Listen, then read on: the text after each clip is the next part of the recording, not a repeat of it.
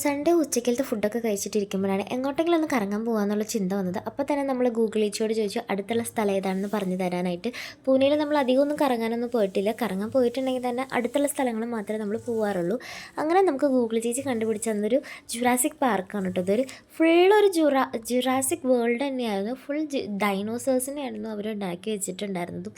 അത് നല്ല വലിയ വലിയ ഡൈനോസേഴ്സ് കാണാൻ നല്ല ഭംഗിയുണ്ടായിരുന്നു, നല്ല ഫിനിഷിംഗ് ആയിരുന്നു. പിന്നെ കുട്ടികൾക്ക് വേണ്ടി ചെറിയൊരു പ്ലേ സ്റ്റേഷൻ ഒരുക്കിയിട്ടുണ്ടായിരുന്നു. അതുകൊണ്ട് തന്നെ മോനെ കുറച്ച് നേരം എൻഗേജ് ചെയ്ത് വെക്കാനായിട്ട് നമുക്ക് പറ്റി. നമ്മൾ മെയിനായിട്ട് കറങ്ങാൻ വരുന്നത് കുട്ടികളുടെ കൂടെ കുറച്ച് നേരം അവർക്ക് ഇഷ്ടപ്പെടുന്ന രീതിയിൽ കളിക്കാൻ വേണ്ടിയിട്ടാണ്.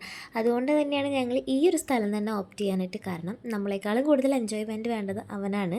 അപ്പോൾ ജുറാസിക് വേൾഡിൽ തന്നെ ഒരു തീമിൽ ഒരു കൊട്ടാരം പോലെയൊക്കെ എന്തൊക്കെയോ ഉണ്ടാക്കി വെച്ചിട്ടുണ്ട്. അതിൻ്റെ ഉള്ളിൽ നമ്മൾ കയറി നോക്കി. അവിടെയും ഒരു വലിയൊരു ഡൈനോസർ ഉണ്ടായിരുന്നു. അതിൻ്റെ നടുവിൽ കൂടെ ഇങ്ങനെ കയറി നമുക്ക് മേലെ പോയിട്ടൊക്കെ നിന്ന് നോക്കാം കേട്ടോ. കണ്ടോ, ഒരു കോണിയൊക്കെ കണ്ടില്ലേ? അതിൻ്റെ ഉള്ളിൽ കയറി. പിന്നെ നമ്മളിതേ ഒരു ക്രൊക്കഡൈലിനെ കണ്ടു. അതിൻ്റെ ഉള്ളിൽ തോക്ക് വെച്ച് നോക്കുകയാണ് മോൻ. അപ്പം ഞാൻ പറഞ്ഞു അത് വിഴുങ്ങും, വേഗം തോക്ക് ഇങ്ങോട്ട് തിരിച്ചെടുത്തോന്ന്. അപ്പോൾ അത് തിരിച്ചെടുക്കുന്നുണ്ട് കേട്ടോ. പിന്നെ ഇതൊക്കെ എന്തുകൊണ്ടാണ് ഉണ്ടാക്കി തന്നത് തട്ടി നോക്കാൻ കേട്ടോ എൻ്റെ ഹസ്ബൻഡ്. അപ്പോൾ അച്ഛൻ ചെയ്ത പോലെ തന്നെ ഞാനും ചെയ്യുന്നു പറഞ്ഞിട്ട് അവനും തട്ടി നോക്കുന്നുണ്ടായിരുന്നു.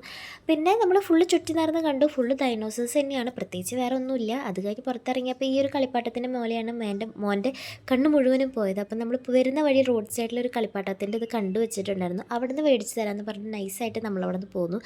പറഞ്ഞ വാക്ക് പാലിച്ചു. 2 ടോയ്സ് മേടിച്ചു കൊടുത്തു കേട്ടോ. അത് കഴിഞ്ഞപ്പോൾ ആൾ ഹാപ്പി, നമ്മളും ഹാപ്പി. തിരിച്ച് വീട്ടിലേക്ക് പോയി. അപ്പോൾ അത്രയേ ഉള്ളൂ. ബൈ.